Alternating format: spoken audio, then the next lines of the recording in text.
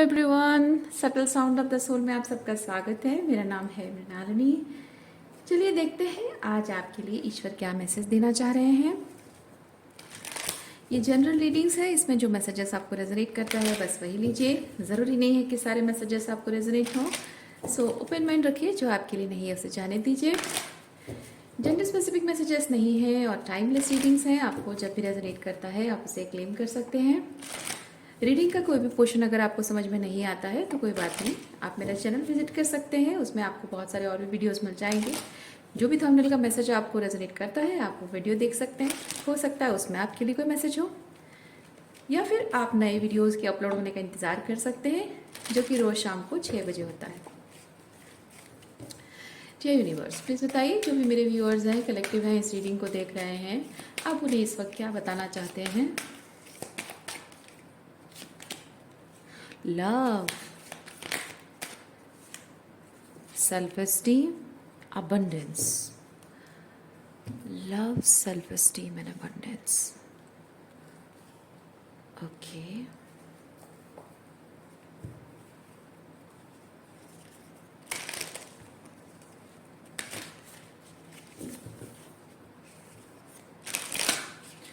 अच्छा, एक चीज़ मैं यहाँ पे मैसेज ये रिसीव कर रही हूँ। पहला मैसेज, आपका जो प्यार है, डेडिकेशन है उसमें, ठीक है, उसमें कमिटमेंट है। इस वक्त आपके प्यार, डेडिकेशन और कमिटमेंट की एक परीक्षा हो रही है। हो सकता है कि आप जिस पर्सन से प्यार करते हैं उनके साथ रिलेशनशिप में थोड़ी सी दूरी आई हुई है, लेकिन ये दूरी जो है शायद ये परमानेंट नहीं है। आपको विश्वास है इस बात का कि ये परमानेंट नहीं है, ये टेम्पररी है, कुछ ही समय के लिए है। और समय मतलब घड़ी वाला समय नहीं, मतलब महीनों, दिनों या सालों के लिए है। और इवेंचुअली चीज़ें आप दोनों के बीच में ठीक हो जाएंगी। हाँ, हो सकता है थोड़ा समय लगे, लेकिन चीज़ें ठीक हो जाएंगी, ये विश्वास आपको है। तो अब ये हो सकता है कि आपका उनके प्रति बेइंतहा मोहब्बत, वो प्यार, चाहे जिस तरह का कभी रिलेशनशिप हो, नॉट नेसेसरीली रोमांटिक हो, तो इसलिए मैंने मोहब्बत और प्यार दोनों ही कहा। तो आपका उनके प्रति बेइंतहा जो प्यार है और ऊपर से उनसे दूरी है, और ये दूरी ज़रूरी है क्योंकि आप कुछ ऐसी बातें एक्सपीरियंस कर रहे हो जो कि आपको लगता है कि इस चीज़ में थोड़ी सी मुझे बाउंड्री मेंटेन करनी चाहिए, थोड़ी सी मुझे डिस्टेंस मेंटेन करनी चाहिए, थोड़ा सा मैं ना बोलूँ तो अच्छा है, या फिर इस चीज़ के बारे में बोलकर कोई फ़ायदा नहीं है क्योंकि वो समझने वाला है नहीं, या फिर वो इस वक्त बहुत नाराज़ है, या फिर पास्ट में हो सकता है आप दोनों के बीच में बहुत फाइट हुई हों, आर्ग्यूमेंट हुए हों, कुछ बहुत ही टॉक्सिक हुआ हो, या फिर कुछ मजबूरी में ऐसे चीज़ें हो गई हों जो ना चाहकर भी बहुत बुरी तरह से हो गई हैं, केओटिक हो गई हों चीज़ें। तो उसकी वजह से दूरी आपको बनानी पड़ रही है, लेकिन प्यार बहुत करते हैं आप। ओके, आगे क्या है देखते हैं। इस तरह की एनर्जी तो मैं पिक कर रही हूँ। तो आपकी रिलेशनशिप की जो ना एक परीक्षा चल रही है, एक टेस्ट चल रहा है।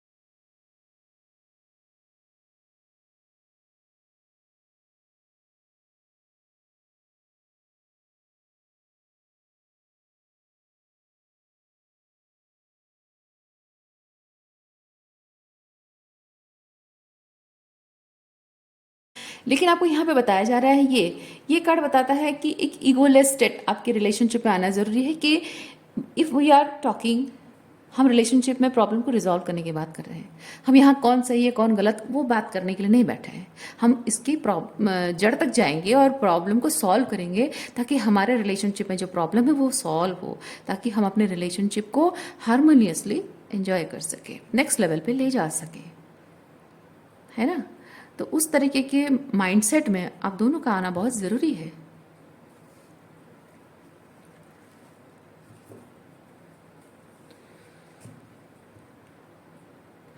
ये यस कार्ड है, आप देख सकते हैं यहाँ पे यस लिखा है, right. Yes, proceed, be seen, push through.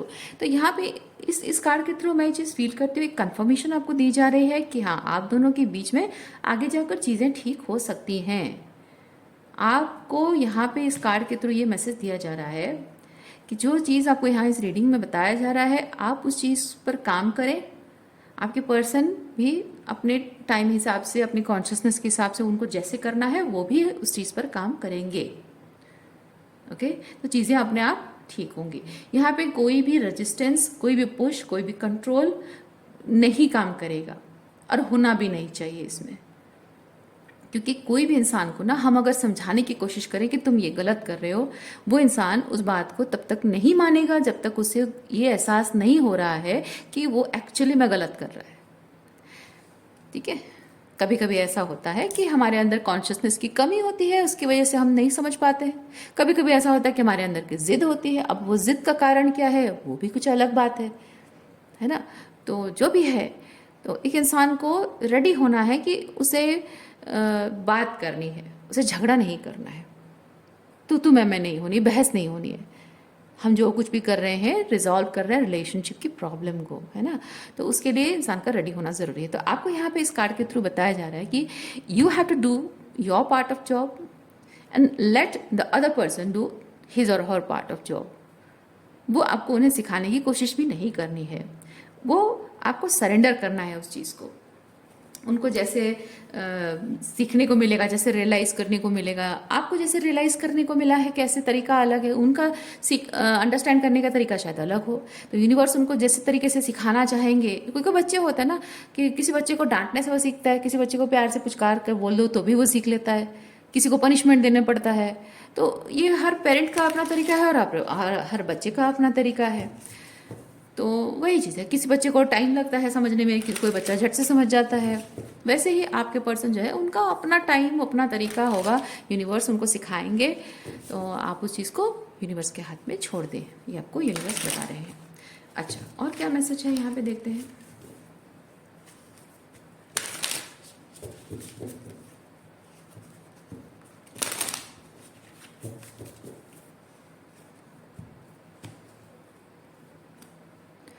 Manipur चक्र,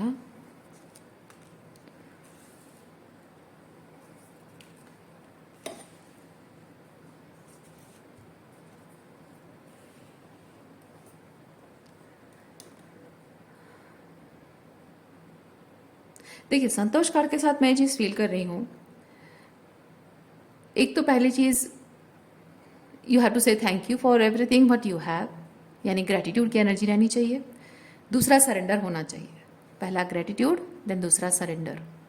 ओके, और तीसरा है you have to be in present.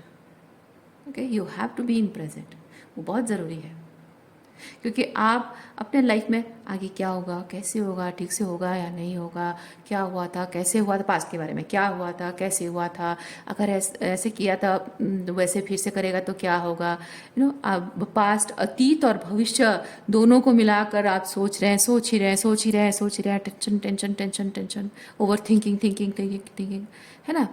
नहीं, उस एनर्जी में आपको नहीं रहनी है, आपको प्रेजेंट में रहना है। जैसा है अभी ठीक है। आपको लगता है कि इस वक्त आपकी रिलेशनशिप में बेहतरी आ रही है, देख रहे हो, ऑब्जर्व कर रहे हो, तो ठीक है। जब तक वो एक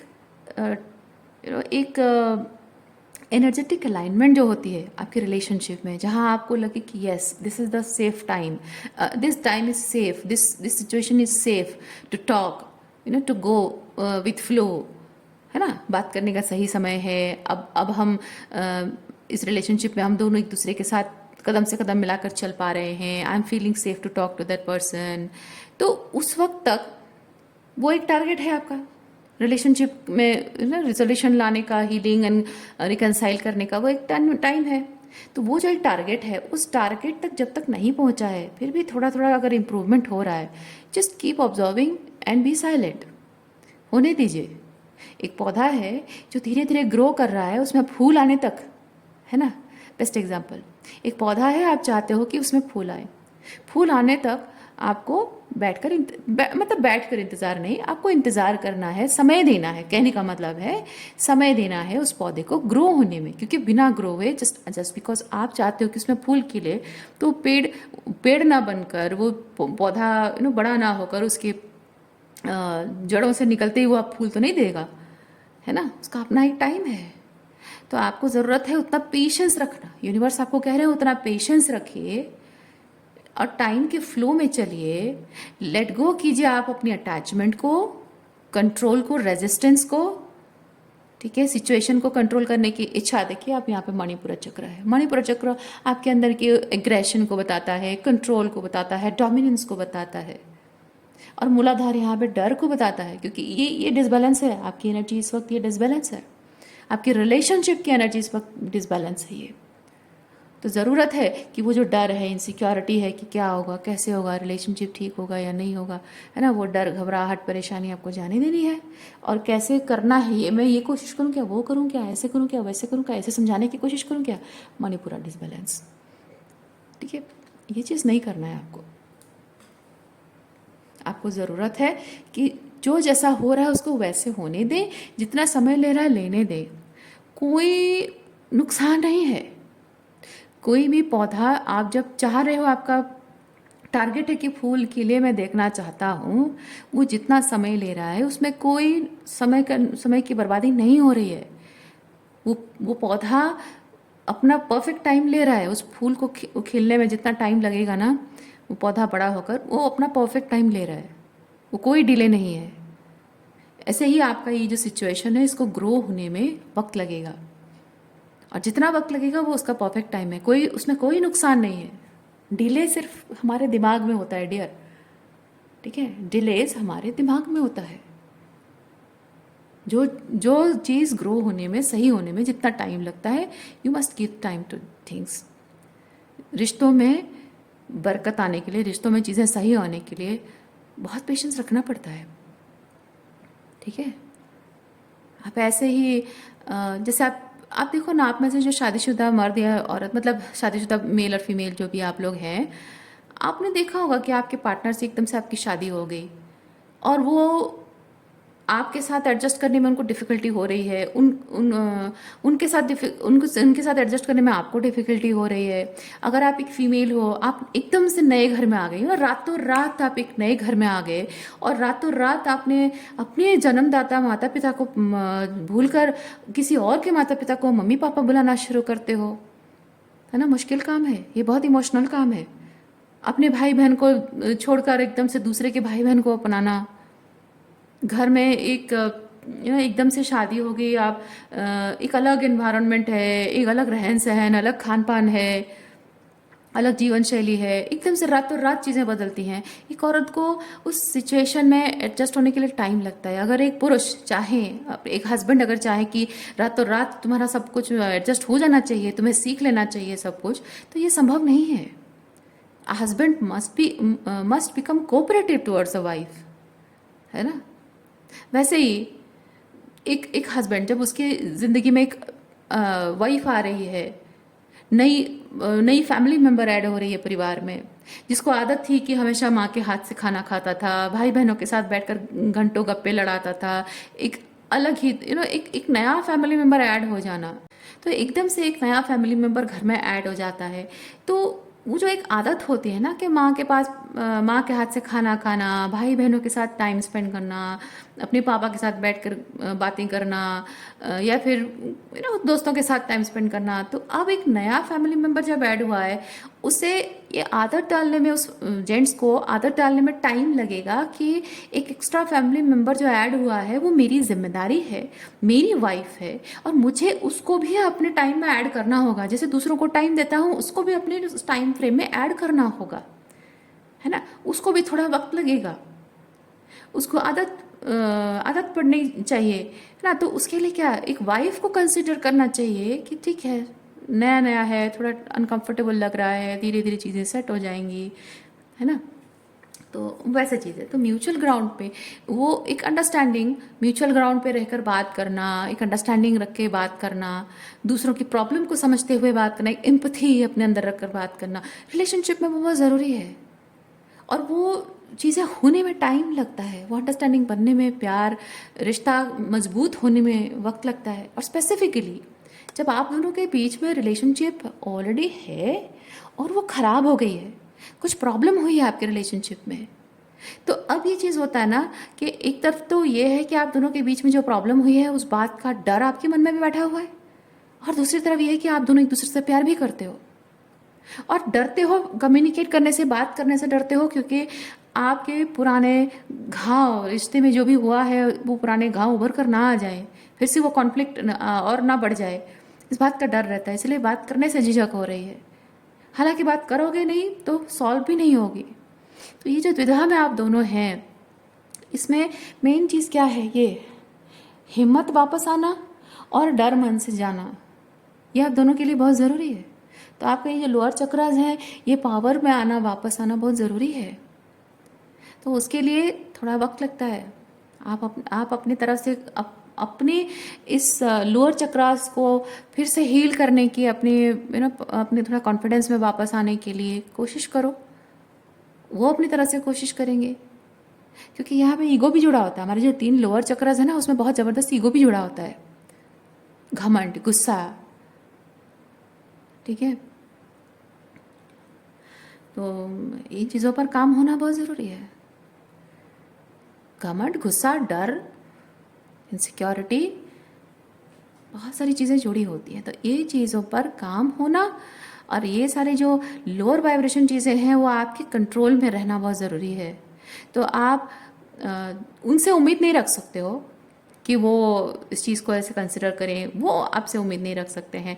आप अपने डर को सप्रेस करके, अपनी इनसिक्योरिटीज़ को, अपने गुस्से को सप्रेस करके आप उनसे बात नहीं कर सकते, क्योंकि कहीं ना कहीं आपके सेल्फ रेस्पेक्ट को हर्ट हुआ है, उनके भी सेल्फ रेस्पेक्ट को कहीं ना कहीं हर्ट हुआ है ना। तो हो सकता है कि कहीं ऐसा हुआ हो कि आपने अपनी पावर खोकर इस रिलेशनशिप में लाइक थोड़ा कोडिपेंडेंट वे में हो सकता है कि आप उनसे डील किए हो, या फिर ऐसा हो सकता है कि आपने डर डर कर उनके साथ रिलेशनशिप में रहे हो, या फिर बहुत ही या बेसिकली कोडिपेंडेंट वे में ऐसा हो सकता है कि maybe somebody might have been taken for granted। तो उसमें ये हो सकता है कि आप अपने पूरे पावर में नहीं थे, अपने आप में कॉन्फिडेंट नहीं थे। Boundaries, right word, thank you. Boundaries maintain करना हो सकता है आपको ना आता हो, उसकी वजह से हो सकता है कि उन्होंने कुछ गलत किया आपके साथ, उनको बाउंड्रीज मेंटेन नहीं करना आता है, या आप दोनों के बीच में बाउंड्रीज, जो हेल्दी बाउंड्रीज है, शायद वो कभी रही ही नहीं है। हेल्दी बाउंड्रीज की वैल्यू शायद आप दोनों कर ही नहीं पाए हों, इस तरह का चीज़ भी हो सकता है। तो यहाँ पे वो रूट चक्र, आपकी जो लोअर चक्रास हैं, इस पर काम करना आप दोनों के लिए बहुत ज़रूरी है। और उस चीज़ के लिए आपको पूरा कॉन्सेंट्रेट करना है, अपना पूरा समय। ये संतोष कार्ड आपको यही चीज़ बताता है, आपको उस चीज़ पर पूरा ध्यान लगाना है अपने लिए, अपने लोअर चक्रास को हील एंड एम्पावर करने के लिए, ठीक है, वो ज़रूरी है। और जब तक ये lower chakras healing and empowerment actually में सही मायने में नहीं हो पाती है ना, आप जितनी भी कोशिश कर लो, आपकी रिलेशनशिप में ना कहीं कुछ ना कुछ लूप होल्स रह ही जाएंगे, और एक दूसरे से बहस करना, कोई किसी से भागने की कोशिश करता है, कोई किसी से बातें छुपाता है, कोई किसी से साइलेंट ट्रीटमेंट देता है, कोई किसी को गैस लाइट करता है। ये चीज़ें चलती रहती हैं अगर आप हीलिंग नहीं करोगे तो। ठीक है, तो ये सब चीज़ें अगर आप नहीं चाहते हैं तो बहुत ज़रूरी है आपका ये लोअर चक्रास हील होना बहुत ज़रूरी है। और संतोषा कार्ड जो है ये कंटेंटमेंट को भी बताता है आपका अपने आप में, क्योंकि एक इंसान पे डिपेंडेंट अगर हो ना, मैंने कहा था ना डिपेंडेंसी, अगर आप अपनी खुशी और दुख और तकलीफ, गुस्सा, नाराज़गी जो भी है अपने आप को लेकर अच्छा फील करते हो, बुरा फील करते हो, कमी फील करते हो, ये सब चीज़ों के लिए अगर आप किसी और पे डिपेंडेंट हो तो ज़िंदगी भर डिपेंडेंट रहोगे। और सामने वाला आपको उसने, किसी भी इंसान ने, प्रैक्टिकल चीज़ है, किसी इंसान ने किसी और पर्सन के लाइफ में कॉन्फिडेंट फील कराने के लिए, अच्छा फील कराने के लिए ठेका नहीं ले रखा है। ना आपने उनको अच्छा फील कराने का ठेका ले रखा है और ना उन्होंने आपको अच्छा फील कराने का ठेका ले रखा है। वो तो कभी कभी रिलेशनशिप में थोड़ा बहुत एक दूसरे को हीलिंग एनर्जी शेयर की जाती है, बट ओवरऑल वो अगर पूरी तरह से एनर्जी ड्रेन हुई है तो वो फिलअप करने का काम किसी का नहीं है। बस कभी कभी एक दूसरे के लिए थोड़ा ज़रूरी होता है, ताकि जो थोड़ा बहुत अपने कॉन्फिडेंट लेवल से थोड़ा झुक गए हैं, डाउन हो गए हैं, तो थोड़ा सा फिर से कॉन्फिडेंस वापस लाने के लिए एक आध मोटिवेशन चलता है। लेकिन पूरी तरह से अगर लाइफ को लेकर आपके लोअर चक्रास बहुत डिस्बैलेंस है तो कोई आपके लिए ये करने का ठेका नहीं लेगा, कोई नहीं करेगा, आप भी नहीं करोगे, है ना। इसलिए उस कंटेंट एनर्जी में आपका आना बहुत ज़रूरी है कि आप अपने लाइफ में कितने भी अप्स एंड डाउन्स देखो, कुछ भी हो आपकी लाइफ में, कुछ भी मतलब बुरे से बुरा, अच्छे से अच्छा समय, आपकी खुशी, आपका कॉन्फिडेंस, आपका अपने आप को लेकर जो जजमेंट है या अपने डिसीजन मेकिंग को लेकर जो डिसर्नमेंट है, कॉन्फिडेंस है, पावर है, वो चीज़ किसी और की वजह से ना हिलना डुलना नहीं चाहिए, शेक नहीं होना चाहिए। वो एनर्जी में आपका आना बहुत ज़रूरी है आप दोनों का, ताकि इस रिलेशनशिप में जब भी अच्छा समय है तो बहुत अच्छा है, जब बुरा समय आता है, थोड़ा एडवर्स सिचुएशन रिलेशनशिप में आती है ना, बाहर के प्रॉब्लम्स आते हैं, तो साथ मिलकर आप हैंडल कर पाओगे। अगर एक दूसरे के बीच में प्रॉब्लम है तो भी जब आप अपने अंदर से ही कंटेंट एनर्जी में हो तो सामने वाले का, कभी ऐसा होता है ना कि रिलेशनशिप में जब कोई इंसान बाहरी प्रॉब्लम से जूझ रहा है और उसका असर रिलेशनशिप पर दिखना शुरू होता है, वो कोई इंसान मान लीजिए कि उसकी लाइफ में कोई प्रॉब्लम चल रही है, वो थोड़ा चिड़चिड़ा हो गया है और अपना गुस्सा, फ्रस्ट्रेशन जो है ना चाहते हुए भी इतना परेशान है कि आपके और उसके बीच कोई छोटी मोटी बात है, उसको लेकर वो गुस्सा कर रहा है, और इतना गुस्सा करने की कोई बात ही नहीं, लेकिन बाहरी प्रॉब्लम की वजह से हो रहा है। तो वहाँ पे अगर आप अपने आप को लेकर कंटेंट नहीं हैं और वो कोई ऐसी बात कह दें जिससे कि आपका आत्मविश्वास हिल जाए अंदर से, तब तो रिश्ते की नींव सही नहीं पड़ी है, फाउंडेशन स्ट्रांग नहीं है, झट से रिश्ता टूट जाएगा। झट से आप कहोगे कि इतनी बड़ी बात कही थी तुमने, चलो छोड़ के चली जाऊंगी मैं, है ना। तो इतना कमज़ोर नहीं होना चाहिए। आप दोनों अपने रिलेशनशिप के वो स्तंभ हैं, क्या बोलते, पिलर्स हैं आप दोनों। आप दोनों का स्ट्रांग होना बहुत ज़रूरी है जब अपने आप में। और जो दो पिलर्स होते हैं मंदिर के जो द्वार में, आपने देखा है दो पिलर्स, इस साइड में, इस साइड में एक पिलर होता है ना। वो पिलर्स एक दूसरे के ऊपर निर्भर नहीं करते, फिर भी एक दूसरे से जुड़े हैं, है कि नहीं। ये नीचे के पोर्शन में यहाँ पे पिलर है, यहाँ पे पिलर, ऊपर का पोर्शन जुड़ा होता है, जुड़े हैं एक दूसरे से। और एक दूसरे के बिना वो इनकम्प्लीट है और एक दूसरे के बिना कंप्लीट भी है, क्योंकि एक दूसरे के ऊपर डिपेंडेंट नहीं है वो। आप दोनों अपने रिश्ते के लिए वो नींव की तरह, सॉरी वो पिलर्स की तरह है, दो पिलर्स की तरह है। इसीलिए आपको ये कार्ड बताता है वैसे आपको दोनों को रेडी होना है, एक दूसरे के बिना इनकम्प्लीट हो, फिर भी एक दूसरे के बिना कंप्लीट हो। ओके, आज के लिए इतना ही है। उम्मीद करती हूँ इस रीडिंग से आपको कुछ क्लैरिटी मिली हो। मैं आपको नेक्स्ट रीडिंग में मिलती हूँ। अपना ख्याल रखिए, बाय।